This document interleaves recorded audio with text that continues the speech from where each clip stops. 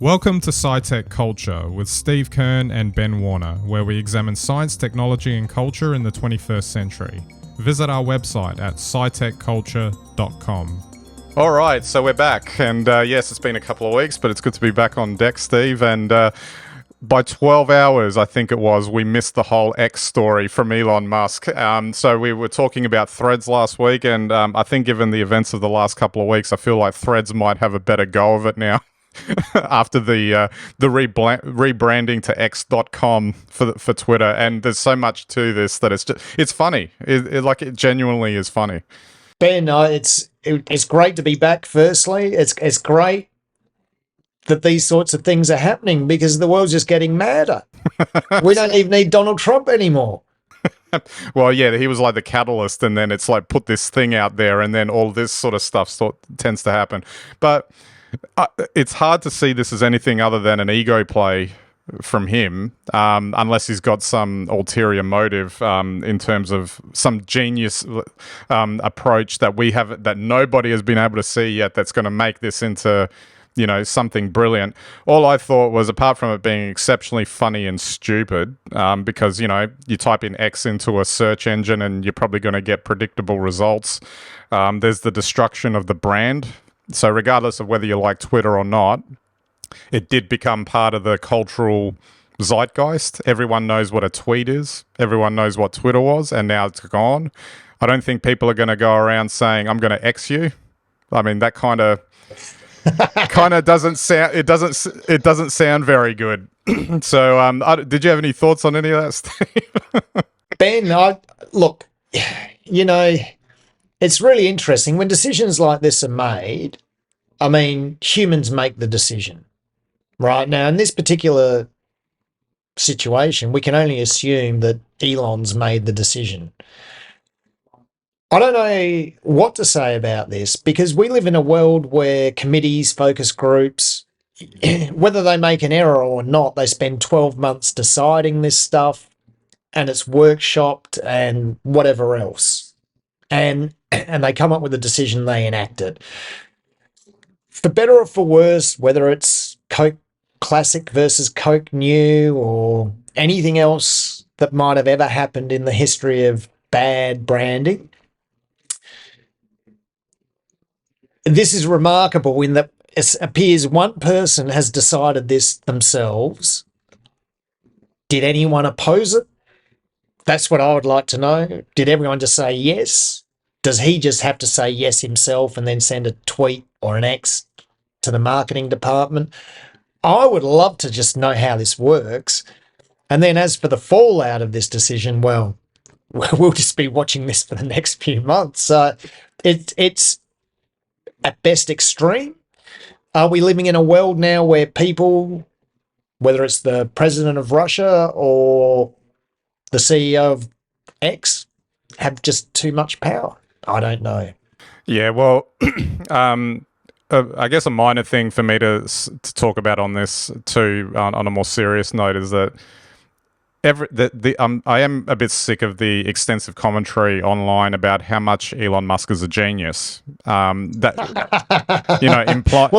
we're testing this theory right now, so I'm all for it. But if the results are bad, they're going to have to change their tune. Yeah, and I guess it it works on so many levels.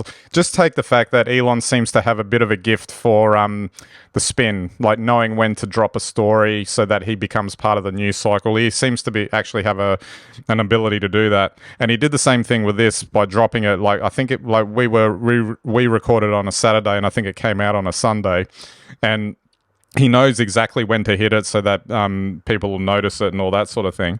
But then it kind of begs the question, just because, maybe you are a genius on one or two specific points of things that you do that make you successful, but that the idea that the online commentary would provide is that he's a genius on everything. And maybe this is just an example that, no, maybe like all of us, maybe you can be really good at one thing or two things, but you're not necessarily an all-round genius. And this looks like a amateur move by any stretch of the imagination.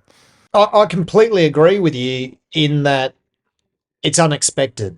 And in this world where we talk a lot about AI and the future of AI, you know, X has a credible threat in threads.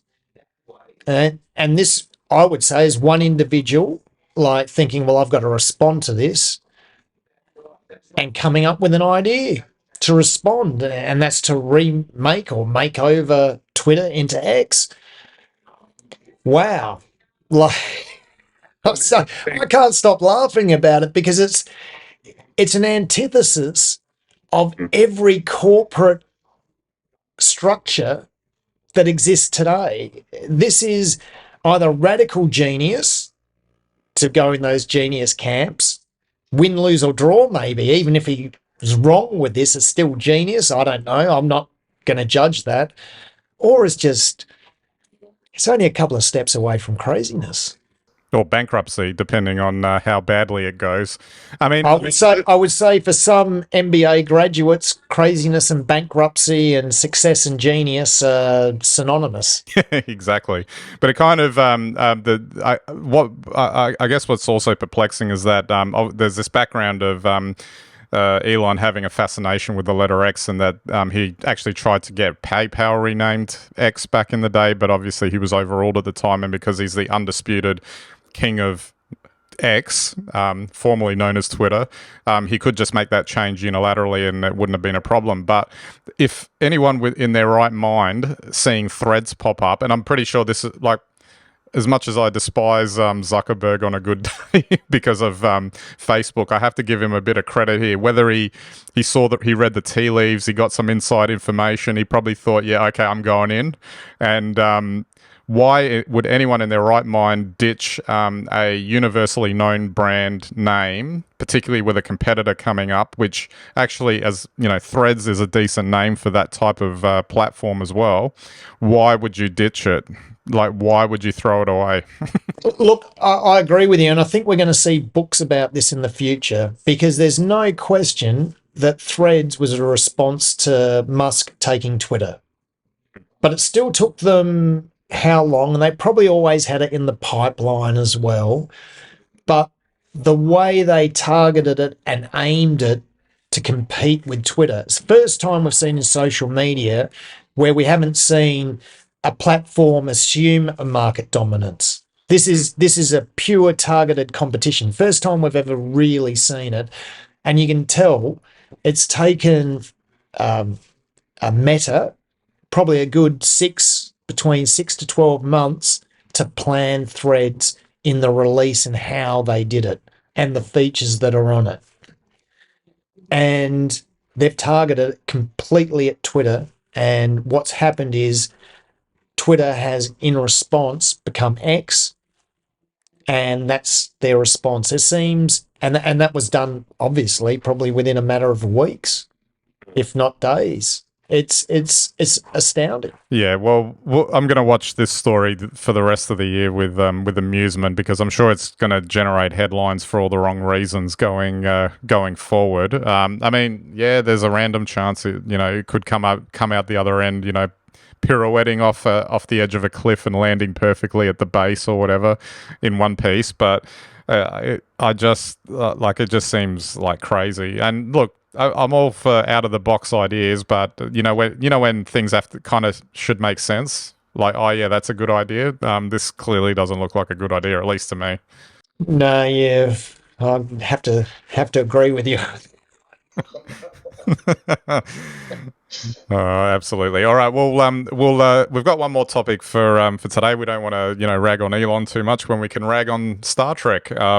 So, I'm gonna talk about Star Trek, and then also the broader issue around how current franchises are made, etc. So you would recall for a couple of months ago, I was absolutely gushing about the third season of Star Trek Picard, that I've even watched it more than once because I thought it really captured Star Trek at its core. There were some criticisms afterwards that it was, rehashing old material in a way, but I thought they did it in a way that was really respectful and provided a good endpoint for the cast of the next generation.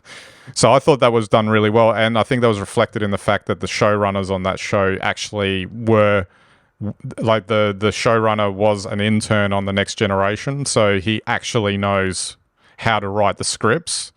So and that clearly showed. And so flash forward a couple of months, and now Star Trek: Strange New Worlds, which I did enjoy the first season more or less. I thought it was a good show, but this season has just been really underwhelming. But it kind of reached the crescendo, no pun intended here, by having a completely musical episode. Now, I'm not necessarily against musicals, but musical and Star Trek don't go together. And it's not to say that it wasn't well produced, that the cast sung their songs really well. It was all the choreography was fine and everything, but it just doesn't work. And I think what it is that, with the exception of that third season of Star Trek Picard, I think the problem is that a lot of the current producers of Star Trek don't actually understand the core of what Star Trek's about. So the Gene Roddenberry school of Star Trek actually dabbled in lots of different genres, but at the core there was the philosophy of Star Trek, the exploration of humanity, the human condition, how we are in the future. So it kind of had a serious core to it, even if they had like a comedic episode, for instance. But this kind of, to me, suggests that they wanted to do the musical and then slapped the badge of Star Trek on it. That's how it comes across. And I'm not even like I'm singling out this episode because it was such a farce of an episode watching it, but it also impacted other episodes in Star Trek Strange New Worlds as well, where, like, for instance, I watched the series finale this morning because I can't get enough, it would seem. And it was a good episode, funnily enough, but not because it was a Star Trek episode. It was because it was a horror action episode with the label of Star Trek on it. So think of that as a jarring sort of week by week, going between episodes, where one week you've got this farcical musical and then you've got a horror action episode the next week. I just despair with this sort of stuff because I figure unless you actually bring people in that want to respect the actual franchise ideals, you can modernize it. But you've got to understand the core of what it's about. It's a bit like, I've ranted about what went wrong with the Star Wars sequels, and it's largely because they didn't follow, what George Lucas had done in terms of his philosophy and all that. And I just find that overall, this is how a lot of modern entertainment is these days. And I just wish that they wouldn't necessarily take up old franchises only because they're known quantities. If they're going to do this sort of stuff, just do new stuff. Like, it would come across better. Yeah, I kind of have to agree with you. I think the idea and the thinking behind it is great. And look, there's probably a part of me, even though I repel at the idea, that makes me think that maybe this will become a classic episode, but not for you and me, but for the new audience. And I say this from, I think for me, the most challenging sci-fi situation I've had to deal with is classic Doctor Who versus the new Doctor Who. And there's nothing wrong with the new Doctor Who, and to your point, it's written by fans of the original. They had to change the format to go with modern times. They had to change many things about it. But I would say now that where Doctor Who is at is it's no longer Doctor Who. And I think that these things come with a certain level of risk. And you end up, if you're not careful, all you're really doing is just badging something that, kind of has roots somewhere back in the past, but has nothing to do with the past. And I like the idea of actually a Star Trek musical. And in the modern age, I think, the thing is that when you in time and I in time go back and watch these series, that'll be the episode we skip when we binge, but when we have 10 friends around, it'll be the one we put on, and we'll all be like partying while it's on and singing along. And so I kind of think that's the modern thing. But is it Star Trek? No, it's not Star Trek as we know it, Ben. Which kind of then leads me back to the point of just do a new thing. And I guess that's the biggest issue with modern Hollywood in general, is that they simply will not take a risk on doing something new, where that, to me, like, if you take that risk, you could you strike gold. That's what they used to do. Where did Star Wars and Star Trek come from to begin with? They came out of nowhere. There wasn't any. I mean, yes, Star Wars had, it was based on other things, but it was packaged in a way that was brand new. So it has been done before, but this risk-averse nature of things, like, just leave well enough alone. Leave the franchise alone. But there's a business decision in it as well. And as I always say, the guys in sales, right, in an on-demand world go, well, if we do this and it appeals to a whole new audience, maybe they'll go back and discover the 50 years back catalogue we've got. Yep. And I think you and I feel the same way about that. How about just do something new? Because, seriously, I'll stop watching Star Trek post 2020 or, 2023 at this rate. But, it's the way the future is. And one last point, and this is the reverse point to that, which is that apparently younger generations can't watch the original series because they find it's too cringy, too sexist, too out of touch. But it's like, yeah, I get that. And look, I even had that reaction in the 80s because my first experience with Star Trek was not with the original series. It was with the movies that had the original series characters in it. So at the time I was watching the films that had really good production value. And then I started watching the original series episodes and I was like, why is it like this? And it took a little while to but you kind of have to, if you can accept that it's a product of its time, then you understand where its strengths are, because at the time it was state of the art. But again, I don't think that rationale is a justification for making new stuff that supposedly shites on the old stuff because apparently it's gone out of vogue and it's gone out of touch. Totally agree. So that's my rant for this week. I wouldn't call it a rant, Ben. I'd say it's a pretty careful analysis. But geez, it's tragic what's happening out there in Hollywood. Yeah, and and one other final point is that I actually feel for anyone that is growing up now, because I feel like, and you as well, I'm sure, we grew up with an embarrassment of riches in terms of pop culture, movies, TV shows, music, where it was driven by the artists. Yes, there was a business. The business did drive it as well, but there was more of an equilibrium there. And now I just feel like anyone coming up through it, I don't know why you would be interested in half of this stuff unless that's all you had and you didn't know any better. Completely agree. It's a very bleak world, but I guess it'll take for our generation to go that grew up with that stuff, and now that the people that created that stuff are departing this planet, they're just repackaging. And then something new will come at some point. And let's hope it's as good as it was 50 years ago. Absolutely. Well, on that cheery note, we might wrap it up there. And speaking of repackaging, let's just keep an eye on X, shall we? Absolutely on that one. Absolutely. All right. So don't forget to check out our website, SciTechCulture.com. You can get all of our links and content there. You can subscribe to our YouTube and Vimeo channels and RSS feeds and watch us on any and all of your devices.